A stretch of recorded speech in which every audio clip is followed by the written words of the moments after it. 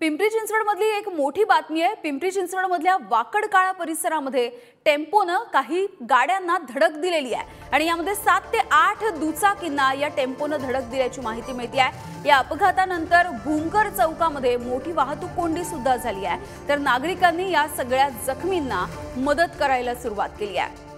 ही काही दृश्य आपल्या समोर येत आहेत। या परिसरामधली पिंपरी चिंचवडमधल्या वाकडमधला हा सगळा अपघात झालेला दिसतोय आणि या टेम्पोनं 7 ते 8 दुचाकींना धडक दिलेली आहे।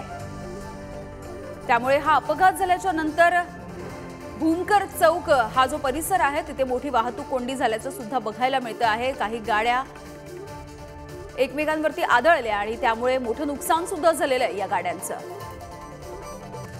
आणि याविषयी बोलूयात आमचे प्रतिनिधी गणेश राऊत आपल्या सोबत आहेत। गणेश, काय अधिकची माहिती आहे?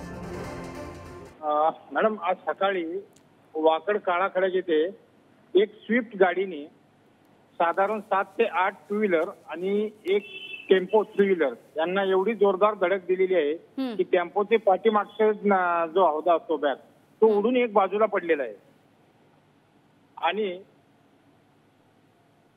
जवळपास 7 ते 8 टू व्हीलर या काळाखड्यात जायका चाय इथं पूर्ण रस्त्यावरती अस्ताव्यस्त पडले असून आज सकाळी ऑफिसची वेळ असल्यामुळे सर्व नागरिक मोठ्या संख्येने जमून मदत करत आहेत। काही नागरिक फोटो सेशनचंही काम चालू आहे, परंतु हा अपघात एवढा जबरदस्त होता की साधारण 8 गाड्या जवळपास टू व्हीलर तिथे उडालेली आहेत आणि नागरिकांची गर्दी जास्त आहे।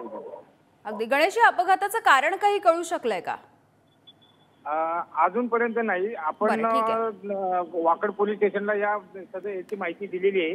ठीक आहे, तरी पोलीस लवकरच घटनास्थळी पोहोचून पुढील माहिती सांगतील। अगदी धन्यवाद गणेश या सगळ्या माहितीसाठी।